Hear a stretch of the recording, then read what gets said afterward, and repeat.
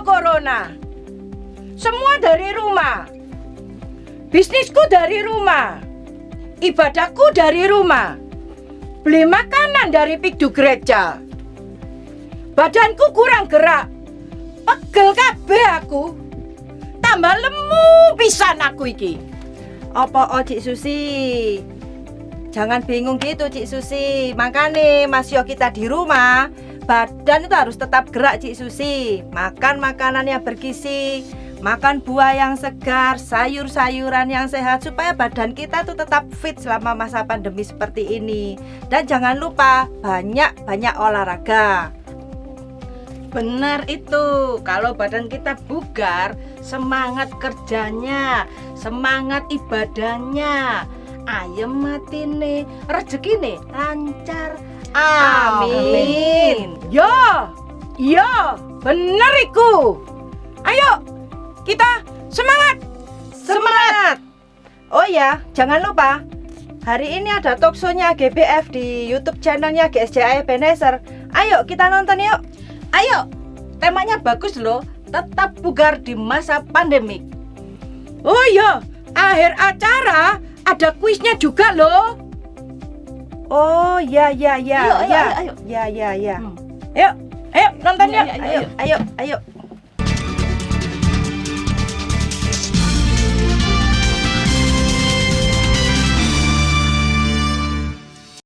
Shalom Bapak Ibu, kembali berjumpa bersama dengan kami Komisi AJBF dalam acara Talk Show.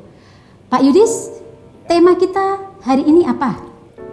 Pada edisi bulan lalu kita berbicara tentang bagaimana pengusaha Kristen tetap eksis di masa pandemi ini. Dan saat itu Bu Devi saya memberikan 2 buah kuncinya, yaitu yang pertama jagalah imanmu dan yang kedua jagalah kesehatanmu. Dan di edisi yang kedua ini kita akan membahas dan mengupas lebih dalam salah satu di antara 2 kunci tersebut, yaitu bagaimana kita tetap sehat, bagaimana kita tetap bugar di masa pandemi ini. Dan kami mendatangkan seorang narasumber yang sangat expert di bidangnya. Beliau adalah penulis daripada 30 buah buku tentang kesehatan. Beliau juga pengajar di beberapa universitas seperti BINUS dan Universitas Petra. Beliau juga mengajar di beberapa instansi pemerintahan dan juga instansi swasta. Dan yang luar biasanya Bu Devi, beliau ini adalah seorang dosen di STT Parakletos Surabaya dan juga beliau adalah evangelis loh di Gereja Allah Baik. Wow, kalau gitu kita langsung panggil saja narasumber kita ya Pak. Mari kita bersama-sama sambut Bapak Yohanes Sunardi. Halo, Brother. Bagaimana kabarnya? Sangat baik. Silakan, Brother.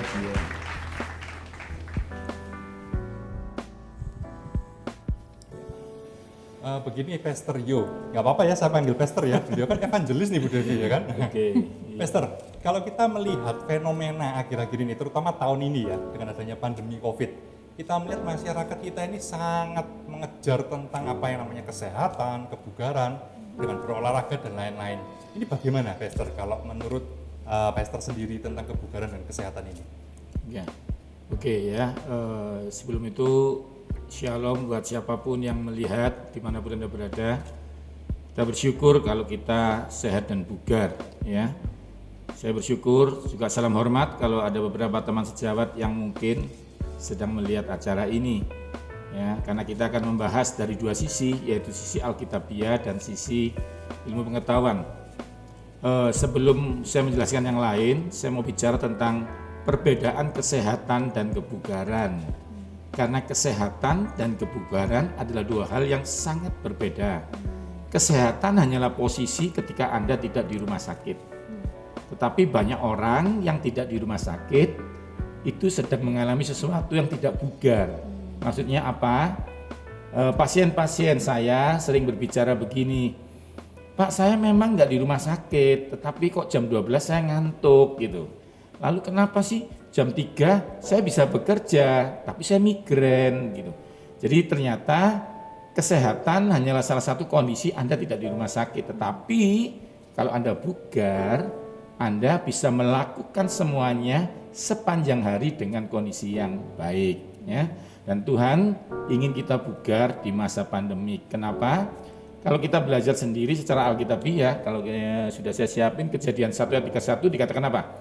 Kulihat baik adanya, bahkan Yeremia mengatakan apa? Aku ini Tuhan yang mengetahui rancanganku kepadamu, bukan rancangan kecelakaan, tetapi damai sejahtera.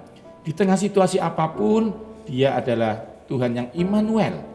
Immanuel nggak bicara soal masuk surga loh. Immanuel itu bicara di bumi. Jadi waktu masa seperti ini, Dialah Immanuel kita. Menyertai itu banyak. Salah satunya Tuhan menaruh sesuatu. Apakah itu? Contoh, pencipta mobil itu naruh rem supaya waktu ada kecelakaan dia ada rem. Nah, Tuhan pernah taruh imunitas di dalam tubuh kita. Cuma seringkali imunitas ini kadang-kadang disalahartikan. Imunitas bukan segalanya. Imunitas itu seperti tangki bensin di dalam sepeda motor. Harus diisi bensin. Bayangkan sebuah blender dibeli nggak ada jus jeruknya karena nggak pernah dimasukin jeruk. Nah, ini saya banyak berapa buah ya. Jadi salah satunya imunitas itu dari buah. Ya, jadi kalau Anda masukkan jeruk di blender, hasilnya jus jeruk. Nggak mungkin Anda masukin jeruk ya, lalu yang hasilnya jus durian gitu ya. Sulapan ya. Nah ya, jadi intinya begini intinya. Ada dua yang harus dipelajari di imunitas ya. Yang pertama pelengkap, yang satu menciptakan. Makanan yang akan saya jelaskan habis ini adalah bahan bakunya. Seperti mau bikin pisang goreng, ya isinya pisang, tepungnya. Nah, tetapi kenapa ada pisang dan tepung nggak jadi? Nggak ada wajannya, nggak ada minyak gorengnya. Jadi nanti ada dua, yang satu yang menciptakan yaitu makanan. Tanpa makanan nggak ada sesuatu yang diciptakan. Pak Yo, saya sudah makan loh, sayur, buah, daging. Kenapa nggak ada imunitas kata dokter? Karena Anda nggak tidur. Tidur adalah saat menciptakan imunitas. Makanan adalah bahan bakunya. Jadi kalau nggak tidur, nggak ada imunitas. Karena itu anak-anak kecil, anak-anak kita ya, kalau nggak tidur, besok gampang batuk, besok gampang flu. Berangkat segar, temannya hacing. Dia ikut hacing gitu ya. Kenapa kalau temannya hacing? Dia enggak? Karena dia tidur. Kenapa dengan tidur? Tidur bukan dokter yang mengenalkan. Kejadian mengatakan untuk menciptakan sesuatu yang baru harus tidur. Adam dibikin tertidur dengan lelap, baru ada Hawa. Kalau Anda tidur akan ada sesuatu yang baru dalam hidupmu. Selmu baru, pendengaranmu lebih tajam dan banyak hal. Pak Yo, saya sudah makan, saya sudah tidur. Kenapa saya gampang batuk? Anda lupa ya, ketika imunitas ada, dia belum aktif. Olahraga mengaktifkan imunitas Anda. Ingat ya, makanan hanya bahan baku. Lalu tidur, menciptakan. Lalu bikin dia jalan, olahraga. Ciri-ciri makhluk hidup apa? Bergerak. Tanpa bergerak, nggak aktif. Pak, saya punya sepeda motor loh Pak, sudah saya isi bensin kok nggak jalan. Nggak digas. Jadi olahraga itu gas. Nah, tapi ada sesuatu yang mengerikan ya, karena stres membatalkan semuanya. Itu imunitas. Pak Yo, lalu buat apa cuci tangan? Lalu buat apa jaga jarak? Apa hubungannya dengan imunitas? Dia pelengkap. Saya ulangi, udah ada sepeda motor, ada bensin, kenapa digas gak maju? Gak ada roda. Roda seperti cuci tangan. Ingat ya, cuci tangan bukan menciptakan, tapi cuci tangan pelengkap imunitasmu sempurna. Lalu jaga jarak. Jaga jarak adalah salah satu tindakan yang mencegah kecelakaan yang seharusnya tidak terjadi. Contoh nih, kalau kita naik mobil, kenapa sih kita jaga jarak? Kan kita punya iman. Ternyata jaga jarak adalah hikmat untuk membuat kecelakaan yang tidak harusnya terjadi. Jadi ada perbedaan orang jaga jarak dan tidak jaga jarak. Ya, itu seperti itu. Tetapi yang menarik akan saya jelaskan adalah makanan. Karena ingat, makanan adalah bahan bakunya. Kalau tidur nggak usah diajarin ya. Tetapi Anda harus tahu apa yang membedakan saya dengan pasien opname dan rawat jalan. Ternyata orang rawat jalan sudah makan loh. Orang rawat jalan itu nggak mau tidur gitu ya. Jadi opname adalah salah satu cara kami membuat pasien bisa tertidur. Yang lucu itu ya, Bu Yudi ya, kadang-kadang kalau pasien disuruh tidur, dia jawabnya apa? Doa, nggak bisa tidur. Kalau di rumah sakit harus tidur, nggak mau tidur kita pasti tidur ya toh. Mikirin utang, Pak. Nah, itu termasuk stres yang membatalkan ya. Oke, akan saya jelaskan dengan waktu yang cukup. Saya dengan jelaskan makanan ya. Yang pertama untuk menimbulkan imunitas adalah yang pertama adalah protein. Ada 2 daging, Anda lihat ya. Yang ini adalah daging tanpa lemak, yang ini daging berlemak. Kalau saya makan daging misalnya empal goreng tanpa lemak, imunitas saya punya. Bagaimana kalau saya makan daging yang berlemak? Punya imunitas tapi punya risiko stroke. Anda jangan takut COVID, Anda juga harus takut stroke. Kalau makan daging tanpa lemak, Anda sehat tanpa stroke. Kalau milih daging yang berlemak, Anda sehat tapi punya risiko stroke. Ingat, pilihan kamu, ada berkat, ada kutuk, itu kata firman Tuhan ya. Jadi di rawon yang sama, Anda bisa bilang, saya nggak mau lemak. Bilang beli sate, saya daging nggak mau lemak. Di restoran, saya tenderloin, no sirloin. Itu contoh. Seperti ini contohnya, seafood. What is the seafood? Sesuatu yang bergerak di dalam air, ya. Jadi ada kepiting, ada rajungan. Kalau di daerah Blora, Jepara, Jawa Tengah banyak nih. Ini kelebihannya kolesterolnya lebih turun, tapi proteinnya bagus yang ini. Anda boleh pilih ini, tapi secukupnya, kata Tuhan Yesus. Selain seafood apa? Ada namanya ayam unggas. Ini saya hanya punya contoh bagian sayap dan bagian paha. Bedanya apa? Bagian dada, sayap lebih clean untuk diet ya. Yang ini warnanya coklat, terutama kalau Anda mens, Anda pakai yang paha karena dia warnanya coklat, zinc-nya tinggi. Yang nggak boleh apa sih? Kepala dan leher ayam, yang lainnya aman. Lalu setelah protein cukup, ada namanya ikan. Nah ini saya punya ikan nih, gambar ikan. Yang ini ikan kerapu, ikan laut. Yang ini ikan tawar gurami contohnya ya. Pak Yo bagus yang mana? Dua-duanya bagus karena Tuhan nggak pernah salah. Penciptanya sama, hanya butuh hikmat untuk mengerti. Yang laut isinya banyak omega 3 untuk radang sendi. Jadi masa pandemi supaya bugar, yang maaf ya, oma-oma dan opa-opa yang lututnya sakit, makan ini supaya omega 3-nya mencegah radang. Lalu daya tahannya naik. Tapi yang muda-muda ini oke banget karena isinya kalsium, bikin tulangmu strong. Dia isinya zat besi, yang mens nggak akan kehabisan darah dan macam-macam. Ingat, semua baik tapi yang bersisik. Kenapa? Ikan yang bersisik mencegah toksin. Walaupun Anda makan ikan, nanti gampang lupa loh kalau makannya yang tidak bersisik. Yang berikutnya, sayuran hijau wajib sehari sekali. Karena isinya klorofil. Klorofil menghasilkan oksigen. Bayangkan tubuh Anda full oksigen, maka nggak akan ada COVID, maka Anda juga nggak bisa stroke dan serangan jantung aja lebih baik. Ingat ya, Pak sayurannya apa? Terserah, pokoknya sehari sekali. Jadi kalau pagi makan rawon, siang makan soto ayam, paling nggak malam ada tumis apa? Terserah. Berbeda dengan warna-warna ya, hijau, klorofil. Berbeda dengan ini. Nah, akan saya kasih contoh. Makanan selanjutnya, sehari sekali ya hijau. Nah, nanti kalau Anda ada 2 warna, sayuran berwarna berbeda dengan yang hijau. Karena hijau klorofil, kalau yang oranye beta karoten. Saya ulangi lagi, beta karoten. Buat apa? Buat menyokong daya tahan tubuhmu. Pak saya nggak suka wortel, Anda bisa ganti dengan labu kuning. Pak ini dibikin kolak boleh? Boleh. Jeruk juga boleh. Pak saya sukanya pepaya. Boleh. Pokoknya beta karoten. Udang kalau dikukus juga warnanya oranye. Ini juga, tapi ketika Anda makan kepalanya, trigliseridnya naik ya, yang paling aman dari sayuran. Lalu warna merah buat apa? Ini tips tambahan aja. Oma-oma dengerin saya, Anda punya resiko kanker payudara.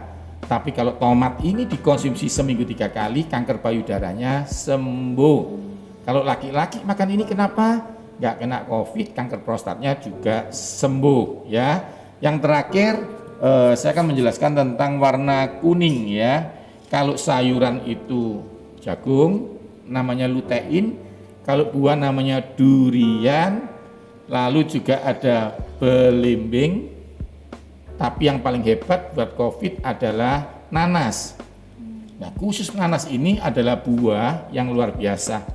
Corona ada di mana-mana, nanas juga ada di mana-mana. Tuhan nggak pernah salah. Jadi nanas ini dipotong jadi 2, lalu di tengahnya kan ada yang keras itu, namanya bromelin. Saya ulangi lagi ya, jantungnya nanas ketika dibagi 2, ada namanya bromelin. Kalau di jus, maka paru-paru Anda akan bersih. Ingat, corona tempat parkirnya di mana? Bukan di lambung, bukan di jantung, tapi di paru-paru. Sedangkan nanas, obat terbaik buat pneumonia atau paru-paru. Saya rasa ini cukup, mungkin nanti bisa diselesaikan dengan yang lain. Luar biasa sekali Pak Yu. Biasanya saya kalau minum jus nanas atau saya potong, itu saya buang Pak. Ya, itu obatnya di sana.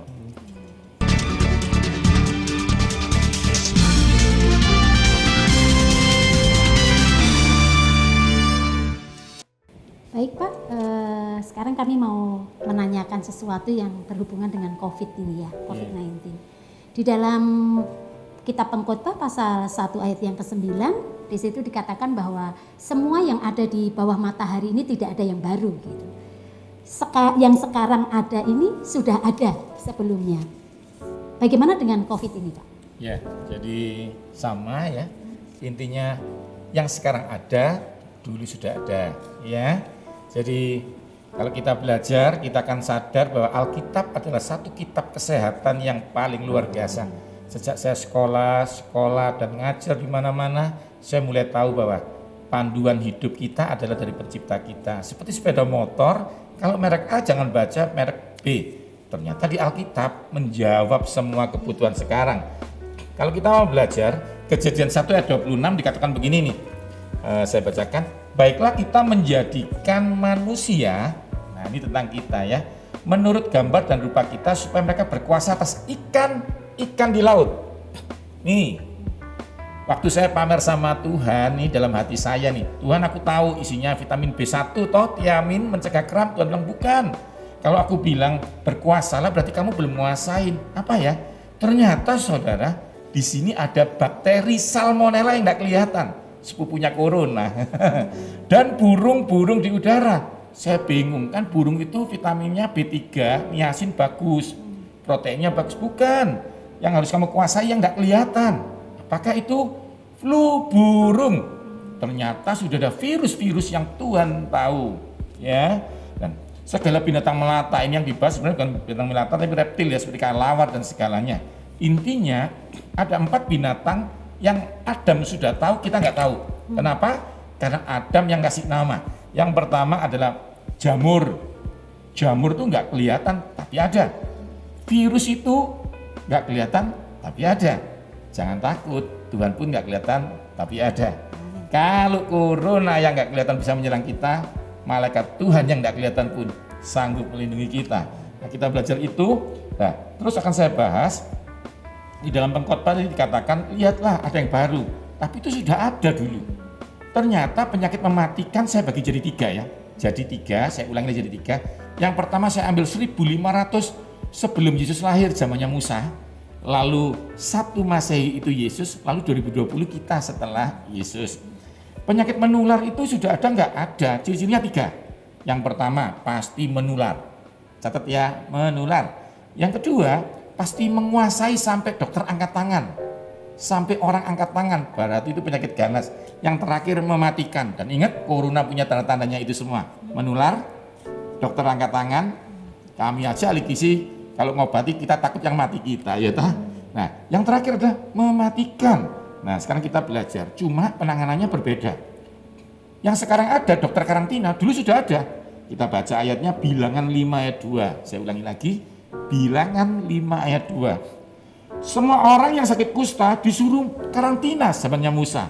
Melelehkan darah enggak boleh, dan yang mematikan enggak boleh semuanya. Jadi saudara tahu, tapi di zamannya Yesus orang kusta disembuhkan loh, penyakit menular disembuhkan. Lalu ada perempuan berdarah-darah 12 tahun tuh, dokter sudah angkat tangan, tabib angkat tangan, tapi disembuhkan Yesus. Jadi secara Alkitab jelas, penyakit yang menular, penyakit yang dokter angkat tangan, Yesus mampu sembuhkan. Saya harapkan saudara diberkati dengan ini. Yang terakhir, ciri-ciri COVID, apakah ada di Alkitab? Ada. Yang pertama apa? Fisiknya lemah. Secara medis ada 4. Yang pertama fisiknya lemah, yang kedua demam, yang ketiga apa?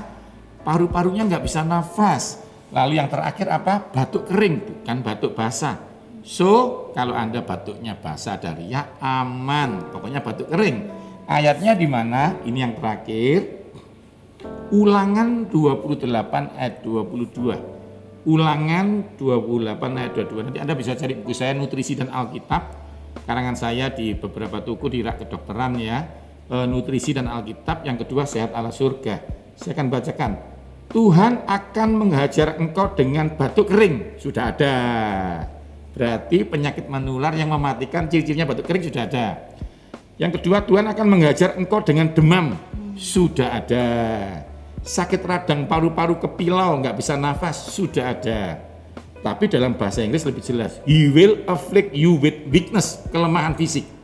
Jadi lemah fisikmu, demam, batuk kering, sesak nafas sudah ada. Jangan takut, kalau Tuhan sudah tulis, Tuhan bisa menyembuhkan saudara. Pak Yo, kasih dong sedikit aja supaya saya puas bahwa penyakit ini takut sama Yesus. Oke. Dulu ada namanya mamanya Simon Petrus demam keras ya. Jadi dia demam keras. Tiba-tiba Simon itu kan suka manggil Yesus, Yesus, mama mertuaku sakit. Lukas 4 ayat 38 sampai 39. Lukas 4 ayat 38 sampai 39. Lalu Yesus datang ke sebelahnya ibu mertua Simon Petrus yang demam keras. Dan lalu dia menghardik demam itu dan sembuh. Ingat, badai dibentak diam. Demam dibentak diam. Jadi karena demam dan badai kenal siapa penciptanya. Saudara dimanapun kamu berada. Kalau anakmu demam, suamimu demam, atau dirimu demam, panggil Yesus. Karena demam kalah sama Yesus. Pak lagi dong. Oke, yang terakhir ya. Ini menarik sekali. Yang ini akan saya tunjukkan satu ayat yang oke. Yohanes 4 ayat 52. Orang kan tahunya kejadian pertama mujizat itu air jadi anggur di Kana. Saya bocorkan ya. Ternyata di situ ada anaknya perwira. Anaknya mau mati dan demam keras. Lalu dia ketemu sama Yesus. Yesus, anakku mau mati. Lalu Tuhan Yesus bilang, pulang, anakmu nggak mati. Karena jauhnya Kapernaum, orangnya dari Kapernaum ceritanya ya. Lalu Yesus di Kana, itu jaraknya 26 kilo zaman dulu, jalan 1 hari setengah. Dia nggak bisa pulang, besoknya pulang. Lalu di jalan, jangan pulang. Loh kenapa? Anakmu nggak jadi mati. Terus papanya kaget, nggak mungkin mau mati kok. Jam berapa demamnya hilang, itu ada kata-kata jelas. Lalu dijawab, kemarin siang pukul 1, demamnya hilang. Lalu dia diem, dia inget-inget, itu kan jam waktu Yesus bilang anakmu gak mati. Kedua kalinya saudara, kalau dimanapun kau harus tepuk tangan buat Yesus, karena demam kalah sama Yesus. Pak Yo, tapi Pak Yo gak masuk akal, itu kan Yesus, kita kan manusia Pak. Ada gak sih seorang yang gak pernah ketemu Yesus dalam hidupnya, kayak kita ini loh Pak Yo, bisa nyembuhkan demam? Ada, terakhir, ini malah terakhir ya. Biar saudara tahu Alkitab gak pernah salah. Kisah para Rasul 28 ayat 8. Kisah para Rasul 28 ayat 8. Ada gubernur namanya Publius. Ingat nggak waktu Paulus terdampar dalam satu pulau namanya Malta itu? Di situ ada namanya Publius, dia bilang papiku demam. Dikatakan Paulus masuk ke kamarnya dan berdoa. Maka demam dan disentri itu hilang dan sembuh. Praise the Lord. Kita seperti Paulus, Yesusnya sama. Tangan kita punya kuasa untuk mendoakan orang.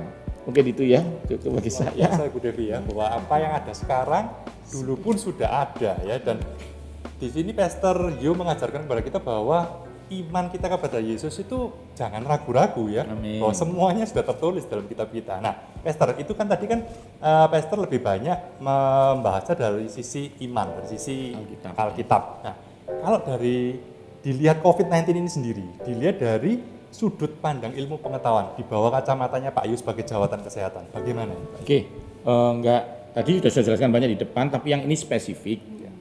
Paling gampang begini aja. Ingat ya, ini sungguh ada.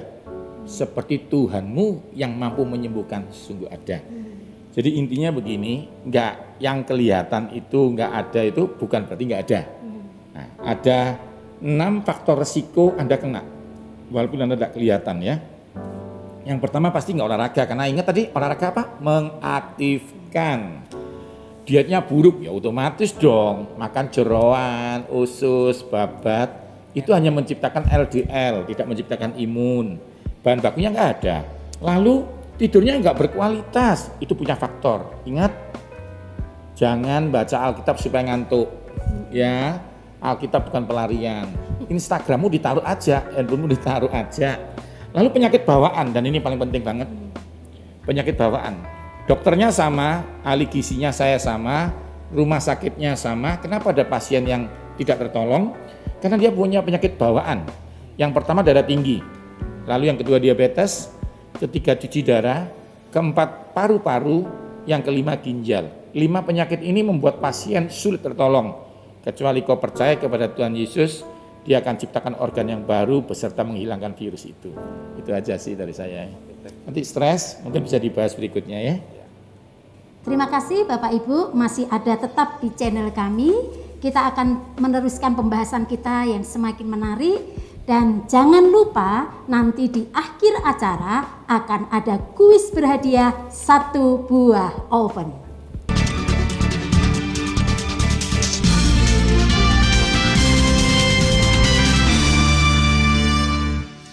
Kembali kepada pembahasan kita, Brother Yo. Ini, bagaimana protokol kesehatan ini dilihat dari sisi iman? Karena banyak saudara-saudara kita yang punya pandangan begini, kalau kita mengikuti protokol iman seakan-akan kita protokol kesehatan seakan-akan kita tidak punya iman. Bagaimana, Brother? Oke, ya, ini permasalahan umum di orang-orang yang sedang percaya kepada Tuhan. Petrus itu bingung waktu jalan di atas air, dia pakai iman. Tetapi dia bingung ketika dia mendengar badai. Jadi ini permasalahan yang sering kita alami di tengah-tengah kita bebas dari COVID. Ingat, pakai masker tidak menghindarkan kau dari COVID. Karena kami orang medis pakai pun bisa kena. Oleh karena kemurahan Tuhan. Ingat, hidup itu oleh karena kemurahan Tuhan. Jadi apa yang kita kerjakan tidak bisa menyelamatkan. Jadi ingat, kita pakai masker karena pasti nggak kena. Yang setuju katakan amin. Amin. Jadi ingat, orang Kristen itu kalau buka toko bukan supaya rame, karena pasti rame, harus dibuka begitu. Jadi kita mengerjakan setelah kita dapat. Ingat, Adam mengelola taman setelah dikasih taman Eden. Ya, jadi saya akan jelaskan di ayatnya jelas. Ibrani 11 ayat 7. Ibrani 11 ayat 7. Karena iman, diselamatkan. Jadi setelah itu apa? Dengan taat mempersiapkan batera. Semua guru sekolah minggu dengarkan ini ya. Nggak selamat karena punya batera. Dia selamat dulu baru bikin batera. Protokol kesehatan tidak menyelamatkan. Kita kerjakan karena kita pasti selamat. Kenapa pasti selamat? Karena Tuhan pelindung kita. Ya, jadi ini perbedaannya iman Kristen dan yang dimengerti orang luar. Pak Yo, apakah kita pasti berhasil? Ya, yang diberkati bukan maskernya, tapi tanganmu. Apa yang dikerjakan tanganmu dibikin berhasil. Dulu ada namanya Samson ya, atau Simpson. Itu ketemu 1000 orang Filistin. Lalu dia bingung bagaimana mengalahkannya. Tuhan bilang, sebelah kananmu ada apa? Ada rahang keledai. Buat apa ini? Kau kalahkan mereka dengan itu. Lalu Simpson bilang, gak mungkin. Rahang tulang bisa melawan prajurit yang berlapis-lapis baja. Tuhan bilang, yang hebat bukan rahang keledaimu, tetapi tanganmu. Apa yang kau pegang dibikin berhasil. Amin saudara. Jadi ingat, waktu kau pakai masker, kau nggak boleh ketakutan kena atau enggak ya. Tapi kau bilang dalam nama Yesus, karena aku pasti nggak kena.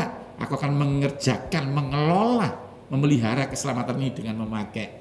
Supaya imanku nggak jadi batu sandungan buat orang lain yang belum mengenal Tuhan Yesus. Jaga jarak, karena pasti nggak kena.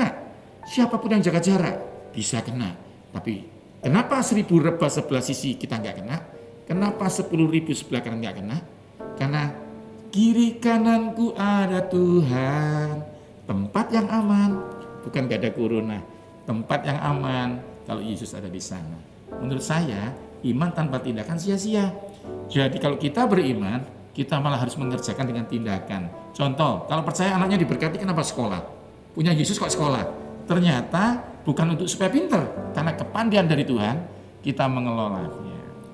biasa Seperti itu sekali. sih dari Jadi orang-orang itu banyak yang salah ya, Pastor ya, mengatakan bahwa kalau kita nggak pakai kita pakai masker itu nggak punya iman, itu salah ya, Pastor ya. Bayangkan kalau anaknya Nuh bilang gini, Nah, Papa, aku mau renang, ya matilah. mati. Jadi perahu itu bukan menyelamatkan, tapi memelihara keselamatan yang dari Tuhan. Betul. Saya bocorkan lagi cerita ini. Nimrod, raja zaman itu punya kapal lebih besar daripada Nuh, tapi mati.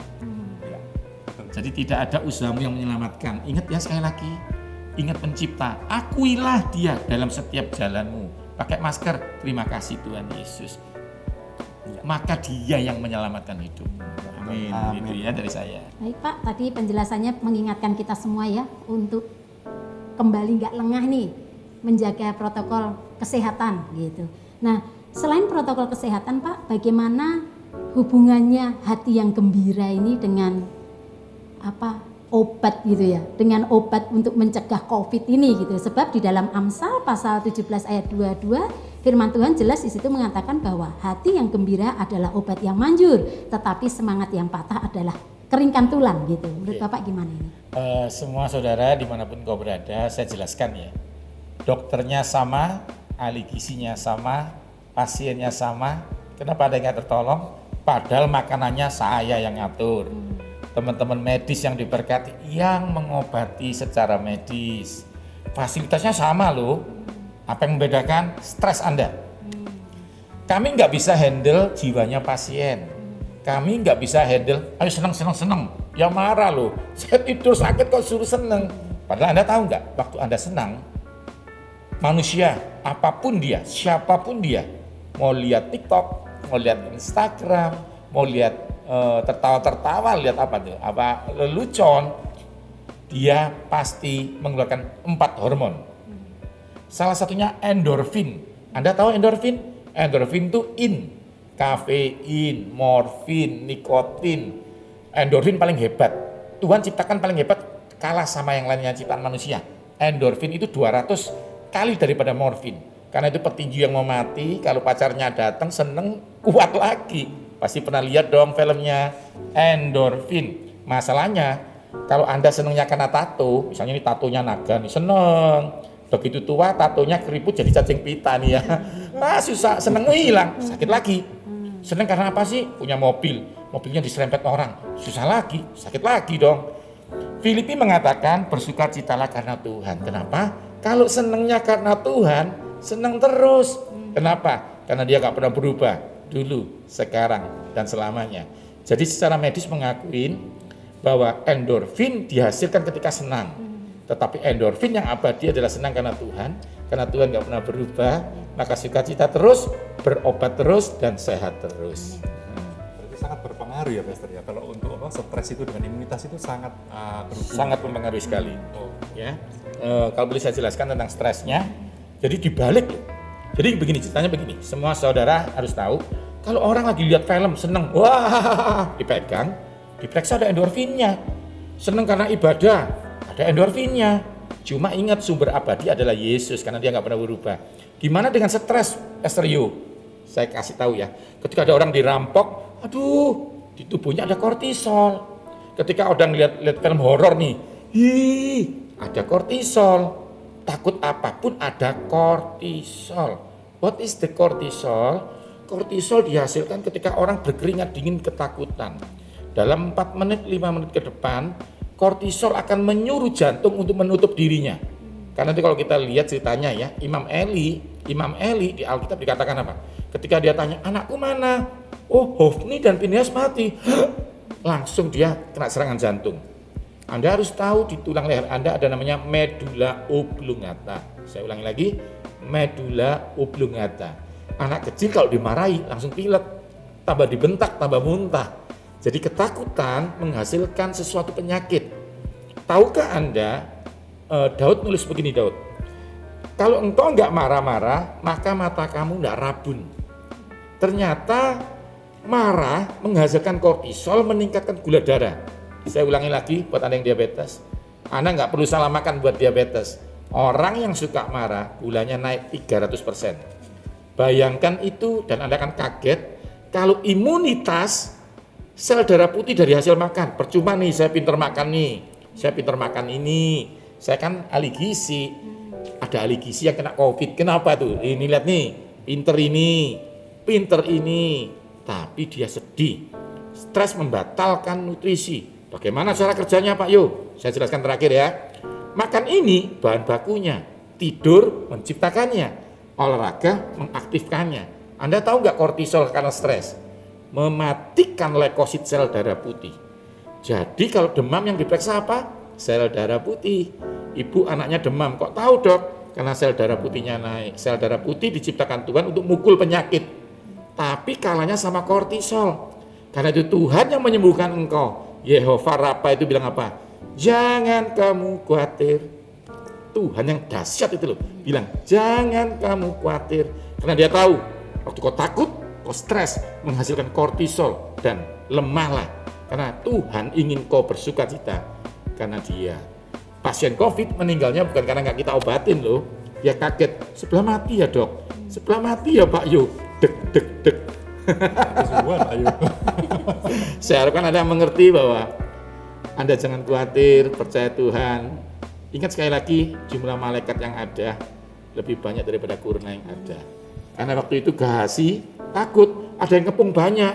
Terus Elisa bilang, jangan takut, jumlah malaikat Tuhan lebih banyak daripada kuruna. Tuhan Yesus memberkati saudara.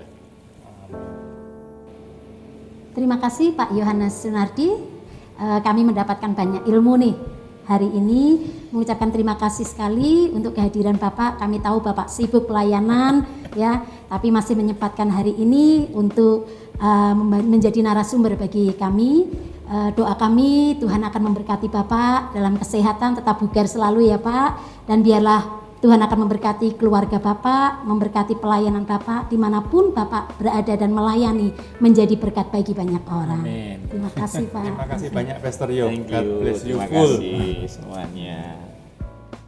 Puji Tuhan Bapak Ibu, hari ini kita mendapatkan banyak pengetahuan bagaimana kita harus menjaga kesehatan kita agar tetap bugar di masa pandemik ini. Ingat, tadi dari narasumber kita mendapatkan pertama, kita harus mengkonsumsi makanan yang sehat, istirahat yang cukup, dan jangan lupa olahraga. Dan harus ikuti protokol kesehatan. Dan satu lagi yang tidak boleh dilupakan adalah mari kita mengelola hati kita dengan baik. Jaga sukacita di hati kita. Sebab firman Tuhan di dalam Amsal pasal yang ke-17 ayat 22 berkata, hati yang gembira adalah obat yang manjur, tetapi semangat yang patah keringkan tulang. Baiklah Bapak Ibu, saatnya kami minta Bapak Pendeta Gosal, Gembala dari Komisi AJBF untuk menutup acara ini dengan doa. Tapi ingat Bapak Ibu, jangan kemana-mana dulu. Sebab di akhir acara kita akan ada kuis berhadiah 1 buah oven. Mari Bapak Ibu kita berdoa bersama-sama. Bapa dalam surga, terima kasih untuk acara talk show hari ini. Kiranya bisa menjadi berkat bagi seluruh sidang jemaat yang sedang menyaksikan dan mengikuti acara ini. Dan tolonglah kami untuk menjaga tubuh jasmani dan rohani agar tetap bugar di masa pandemik ini. Hanya dalam nama Tuhan Yesus Kristus kami berdoa dan bersyukur. Haleluya. Amin. Demikianlah Bapak Ibu acara talk show kami hari ini. Saya Yudhistira Desantika Mancanegara. Saya Deviana Gosal. Kami mengucapkan terima kasih bagi Bapak Ibu semua yang sudah mengikuti acara ini. Kiranya acara talk show AJBF ini bisa menjadi berkat bagi Bapak Ibu semua. Seperti moto kami AJBF, diberkati untuk menjadi berkat. Dan jangan lupa ikuti acara-acara kami selanjutnya. Terima kasih, Tuhan Yesus memberkati. Shalom.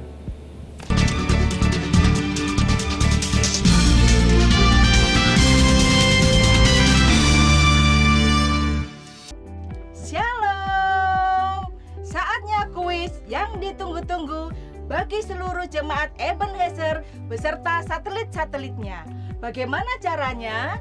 Caranya sangat mudah sekali. 1. Jawablah 5 pertanyaan yang ada di Instagramnya AGBF. 2. Ketik dan kirim jawaban ke Instagram AGBF dengan hashtag Quiz Talk Show. 3. Durasi pengiriman jawaban kami tunggu 1 kali 24 jam dari sekarang. Sekali lagi ya, dari sekarang. Pemenangnya adalah mereka yang mengirimkan jawaban yang paling cepat dan paling tepat. Hanya akan diambil 1 pemenang dan akan mendapatkan 1 buah oven. Segera ya, follow Instagram AJBF.